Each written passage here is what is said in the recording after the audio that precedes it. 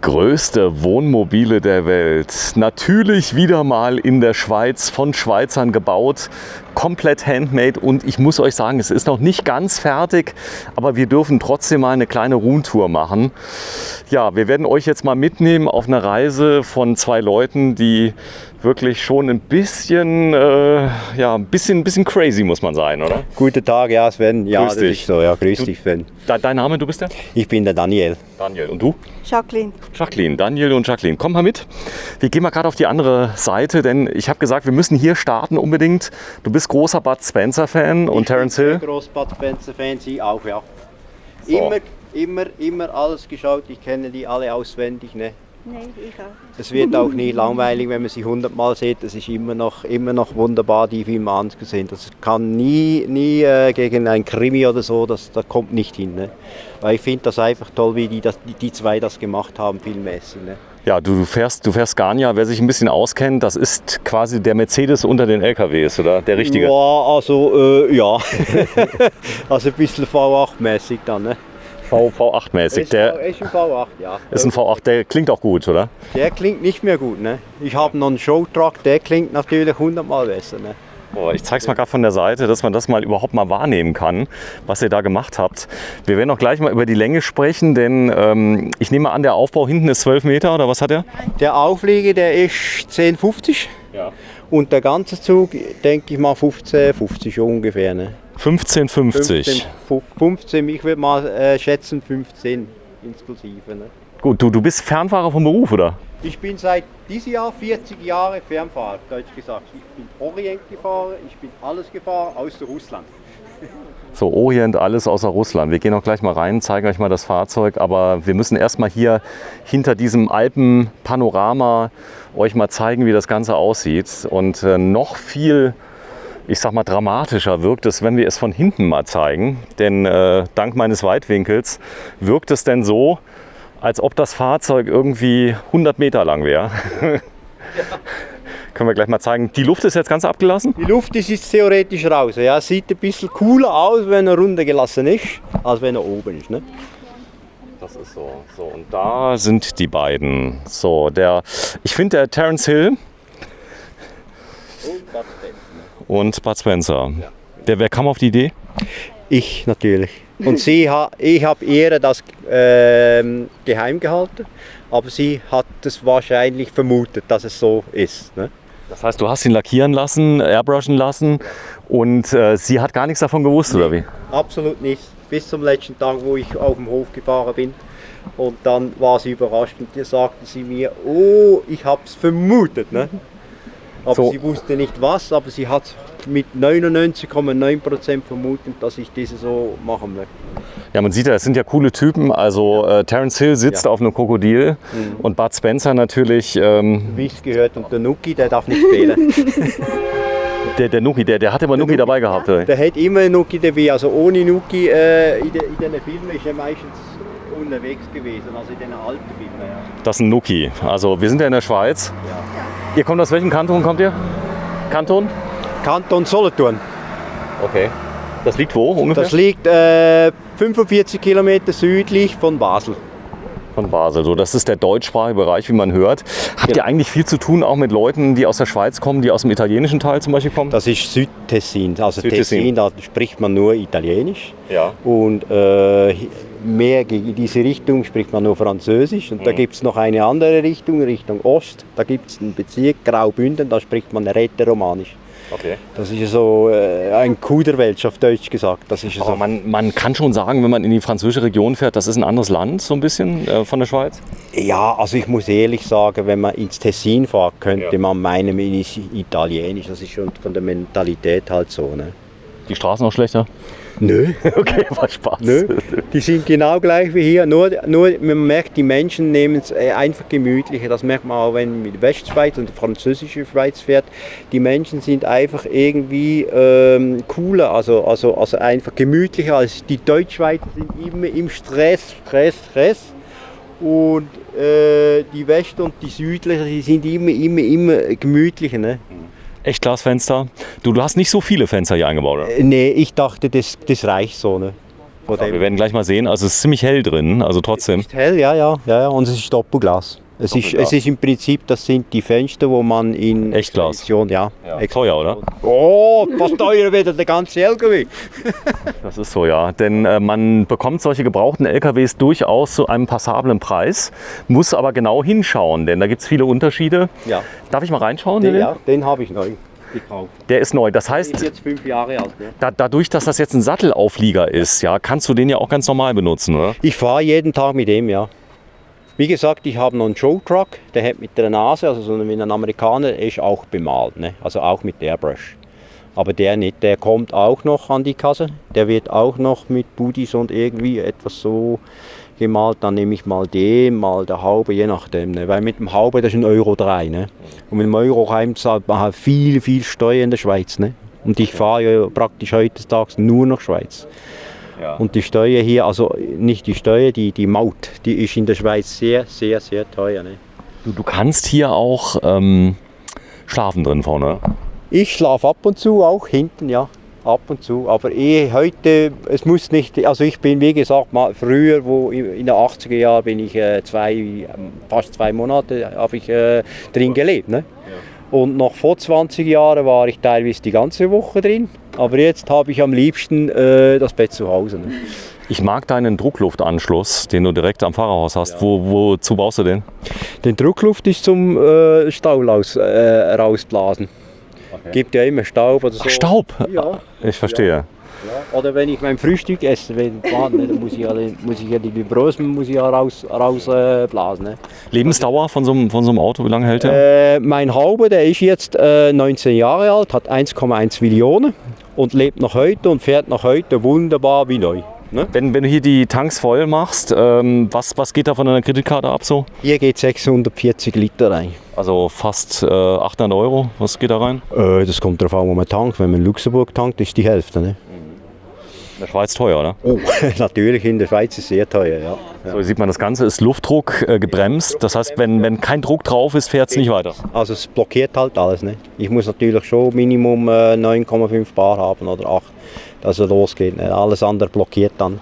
Ist aber, wenn du jetzt Druck aufbaust, der hält den Druck gut, oder?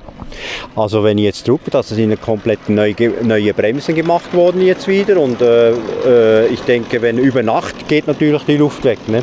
Achso, die geht weg, ja? Ja, sie geht weg, ja. Aber wenn ich dann pumpe, also wenn ich den Motor anlasse, dann geht natürlich die Luft rein und dann kann man losfahren. Ne? Jetzt mal eine blöde Frage. Ihr könntet ja jetzt, wenn ihr jetzt eine Tour macht mit dem Wohnmobil, den hinten abkoppeln, den auf dem Campingplatz stehen lassen und dann mit der Zugmaschine eine kleine Tour machen in der Stadt. Das hat mir vorher eine ältere Frau gesagt. Ich hätte es gut. Ich bin nicht wie ein Bus. Ich hätte noch die Möglichkeit, hier den Trailer auf dem Campingplatz stehen lassen und dann mit der Suchmaschine in die Stadt einkaufen. Weil ich habe mir nämlich überlegt, wenn du jetzt auf den Lidl-Parkplatz fährst, ja, geht, weil von der Länge her, die Zugmaschine, was hat die für eine Länge? Die hat eine Länge, ich habe noch nie gemessen, ich würde mal sagen 5,5 Meter. 5,5 Meter, das heißt wie so ein VW-Bus, ein größerer? Ja. Könntest du einfach mal so, ich sag mal, einkaufen gehen, auf Deutsch gesagt. In Lidl einkaufen gehen? Habt ihr schon gemacht? Ja. Nicht Lidl, aber Aldi.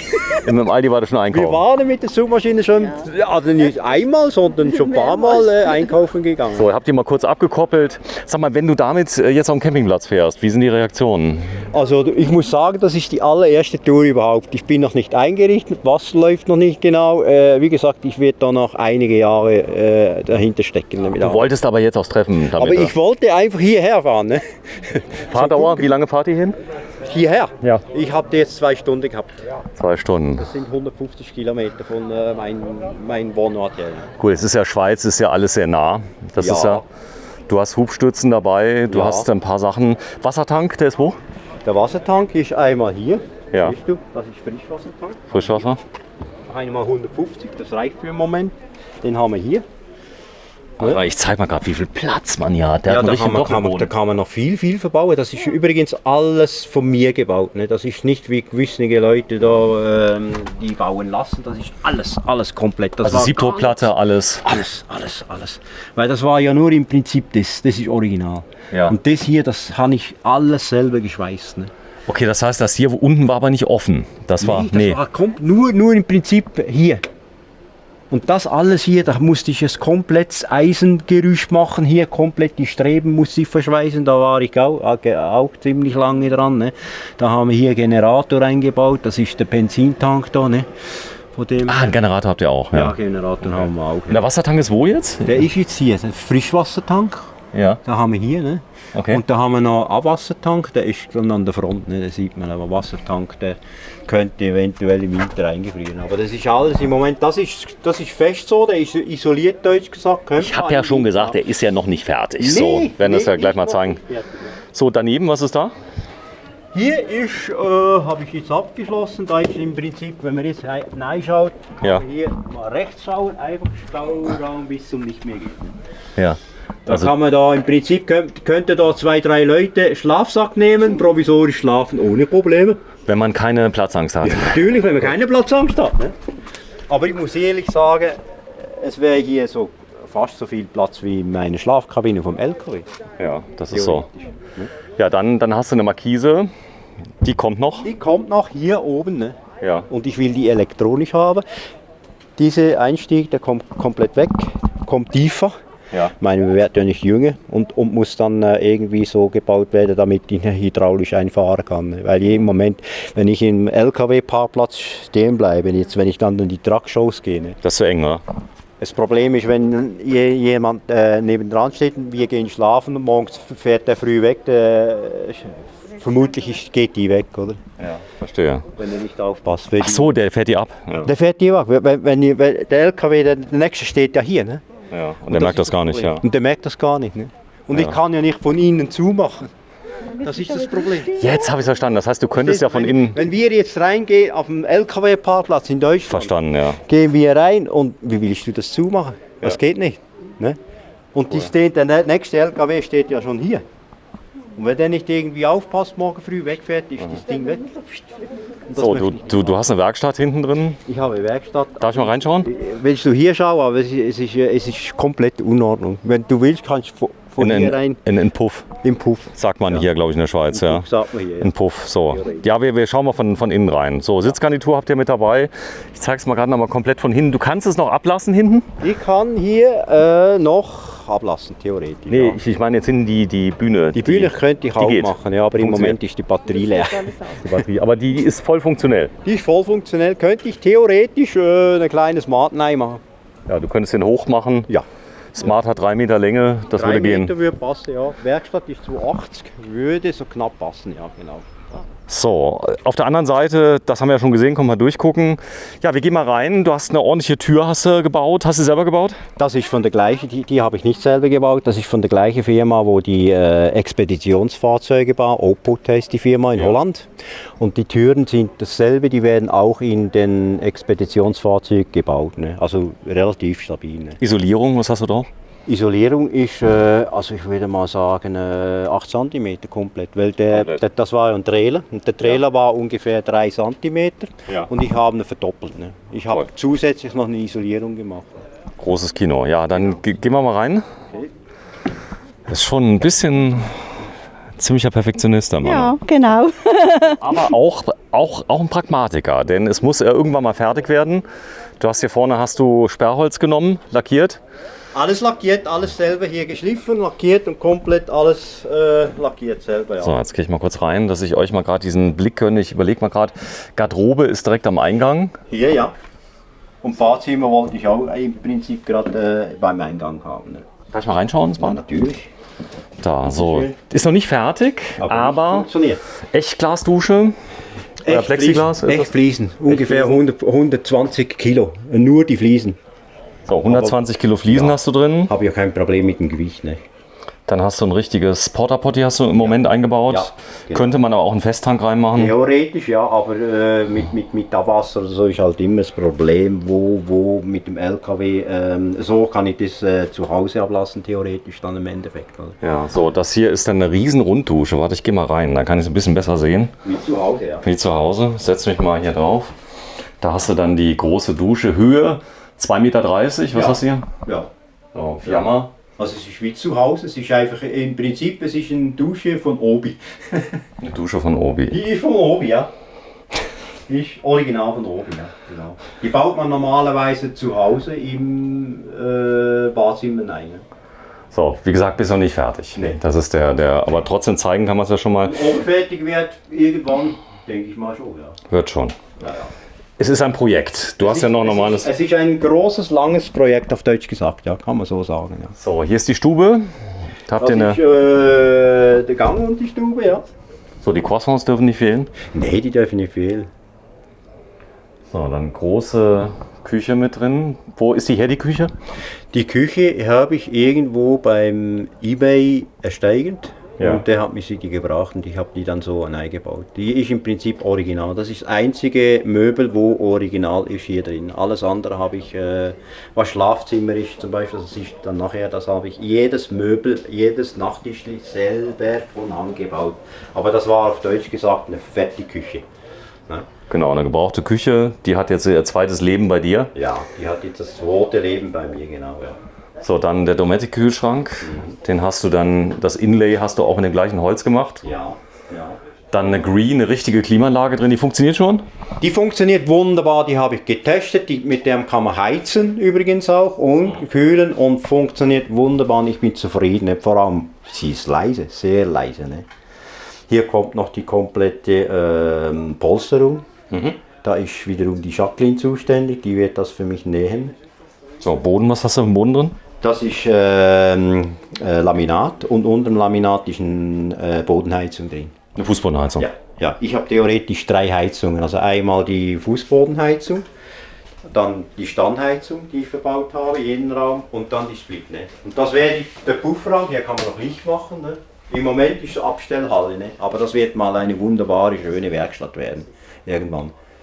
Weil ich werke auch viel so Sachen reparieren zu Hause. Ach, das ist eine richtige Werkbank hier. Warte mal, ich zeig's mal gerade. Ja, das ist Das lass mal zeigen. Aber den habe ich jetzt nur mal so reingetan, weil der kommt raus und da kommen da die teuren, wie sagt man da, die richtige, also das ist nur so, auch Obi-Zeug, auch nichts wert, ne? Ja, verstehe. Muss schon was das wird dann mal richtig verbaut, die ganze Werkstatt. Gut, wie gesagt, im Moment ist es, wie wir Schweizer sagen, ein Puffraum. Ja. Die Franzosen sagen Bordell. Oder die Franzosen sagen Bordell, kann man sagen. Ja, es würde aber niemand in Deutschland sagen, ich habe einen Bordellraum. Das ist, ja, ein Bordellraum wäre oder ein Puffraum ist ja bei uns da, wo Frauen gegen Geld ihre Leistung verkaufen. Und wir sagen auf Schweizerdeutsch ein Puffraum. Und die Deutschen sagen Abstellraum. Abstellraum, genau. Abstellraum, ja, genau. Also es heißt bei uns definitiv nicht Puffraum. Das ist, nee. Also wir können es auf Schweizerdeutsch so sagen. Ein Puffraum. Aber jeder Deutsche kann das auf Deutsch gesagt dann falsch verstehen. Absolut, ja. Genau. So, dann zeige ich es nochmal gerade komplett. Hier sieht man es eigentlich ganz gut. Das ist die Küche, liebe Zuschauer. Auf der rechten Seite hast du dann einen richtigen Schrank, komplett deckenhoch eingebaut. Ja. Eine Holzdecke hast du reingezogen. Eine Holzdecke habe ich eingebaut, genau. Und dann, wie gesagt, du hast mir jetzt gesagt, es sei kleine Fenster, aber wenn du jetzt schaust, es ist echt hell hier drin. Ordentlich, ja. Und das reicht. Ich glaube, das ist auch manchmal im Sommer gar nicht so toll, wenn du viele Fenster hast, weil da hast du viel Sonne. Wenn ich gucke da, wenn ich Leute sehe, die Hitze da drinnen, weil die Fenster, die bauen die natürlich die Hitze auf und so, und ich wollte das nicht größer machen. Und mir hat Oppo, die Firma, wo ja Expeditionsfahrzeuge baut, die haben mir mal gesagt, nee, wir bauen in der Expeditionsfahrzeug nicht so große Fenster rein. Das muss ja irgendwie einen Grund haben. Ne? So, was ist das hier? Solar? Das ist Solar.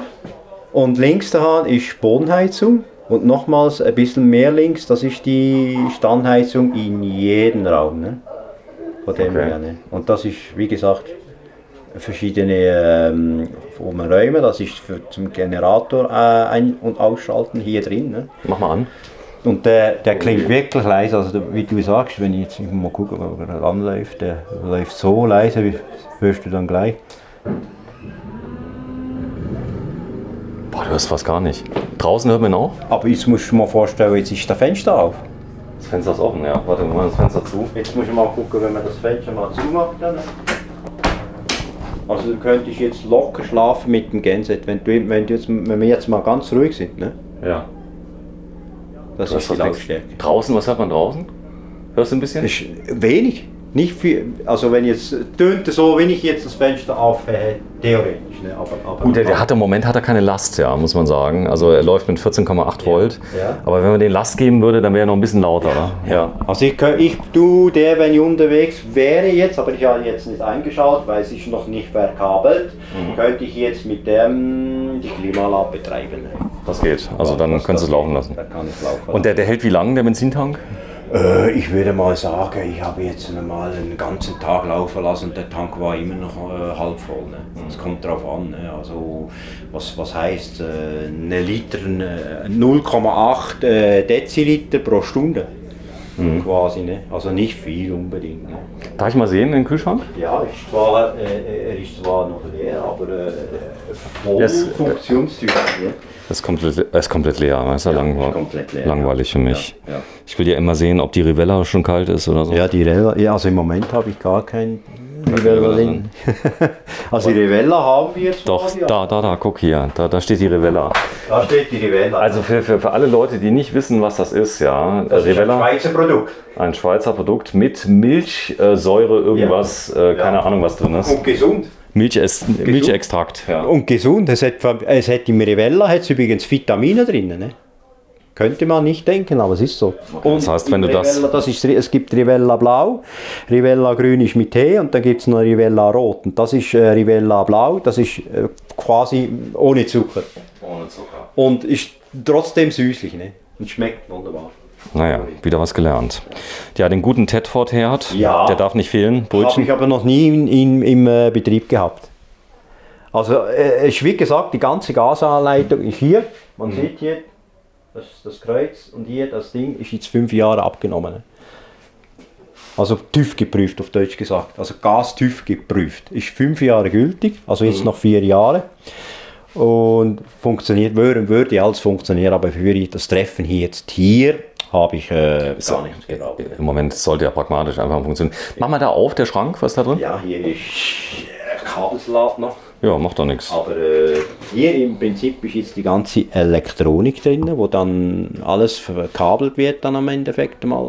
Die 2 Batterien, der Wechselrichter? Ja, genau. Also Wechselrichter habe ich im Moment jetzt 2.6 ohne Sinus. Da kommt irgendwann einmal ein Victo Quadro rein. Das habe ich gehört sagen, das ist ein tolles Gerät.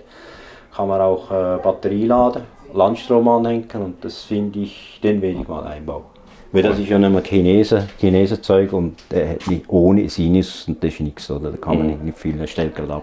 Ein Wasserkocher kannst du da ranmachen. Wasserkocher könnte ich gerade direkt anschließen, ja, genau. So, jetzt kommt das Wichtigste, euer... Jetzt kommt das Heiligtum vom ganzen Wohnmobil, das ist unser Schlafzimmer. Ja. Bitteschön.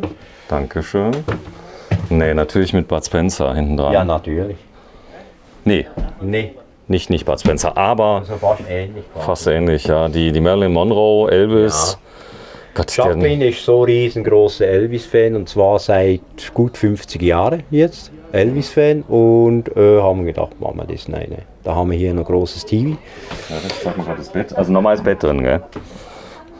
Und vor allem hier kann man rundlaufen. Nicht? Viele machen die Bette so rechts oder links und da kann man nicht rechts und links und da muss man über die Frau stolpern und das habe ich nicht wollen. Und ich habe mir gesagt, ich will das Bett in der Mitte, dass jeder Zulauf hier möglich ist auf Deutsch. Ja, du kannst auch schön durchlüften mit beiden wunderbar. Anschlüssen. Dann hast du hier deinen Schrank drüber gebaut. Hier hast du deine Megasat-Anlage, die darf natürlich nie kaputt gehen. Die darf nie kaputt gehen, ne? Weil du hast es genau angepasst. Ja, habe ich genau angepasst, ja. Und funktioniert.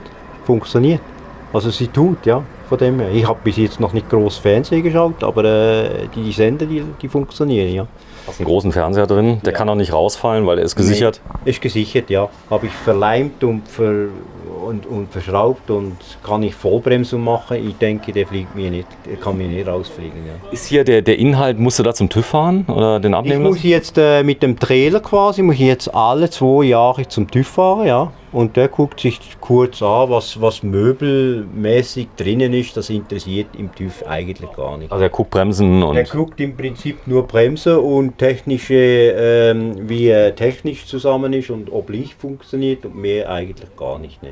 Sag mal, hier so Stellplätze und so, das ist ja dann, ich sag mal, grenzwertig mit 14, 15 Metern. Da musst du schon ein bisschen gucken, oder? Also ich habe schon von meinem Kamerad gehört, der, ja gut, wenn man so ein Dings da auffliegt, ne, oh, das ist ein schönes Ding, ich mache dir einen schönen Platz, ich versuche dich reinzuholen. Ach so, weil das ist ja auch ein Hingucker, oder? Ja, es ist ein Hingucker, ja. Es ist nicht der einzige Hingucker. Ich kenne ja da auch noch einen und der hat mir dann mal gesagt, ja, muss auch nur gut reden und da, das ist ein Hingucker und dann finden die schon irgendwie einen Platz. Ne?